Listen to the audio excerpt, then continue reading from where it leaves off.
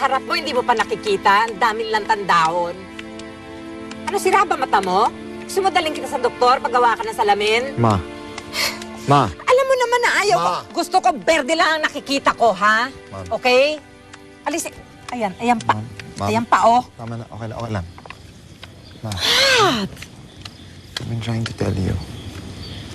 Mayaman pala yung lola ni Stella. At ang kayamanan niya, papamana kay Stella over 20 million pesos and other properties. So why are you telling me this? Para matanggap ko ang asawa mo dahil mayaman pala siya. Isa pala siyang eredera. Ma, yung gusto kong mabuo tayo. Okay. So all of a sudden, mayaman na si Stella dahil meron siyang lola na mayaman. Pero sinabi ba niya sa'yo ang tungkol sa tatay niya?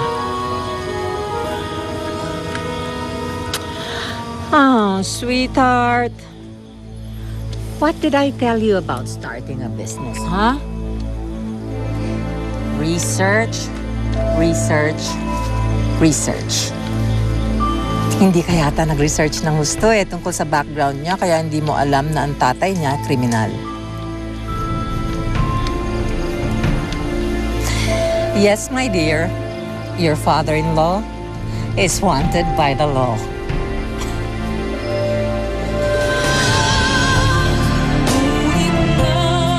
Ano ba yung chismis tungkol sa asawa ni Sir? Yung tatay daw, kriminal.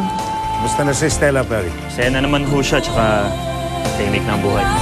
Hindi ho ba kayo magpapakilala sa kanya? At sa reception, ang tatakaw. Parang hindi pa yata nakatikim ng roast beef. Hindi pa rin pala niya ako tanggap. I really don't like that simple girl. Oh, Stella. Hi, Dina. You guys wanna have coffee or something? Alam mo, ang mga ahas, kahit magpalit pa ng balat yan, ahas pa rin yan. Bes, ano ba? You still love him, don't you? Pero Tia, kasal na sila ni Stella. Eh, ang continents nga naghihiwalay, mag-asawa pa kaya. Bakit hindi mo agawin si Kevin kay Stella?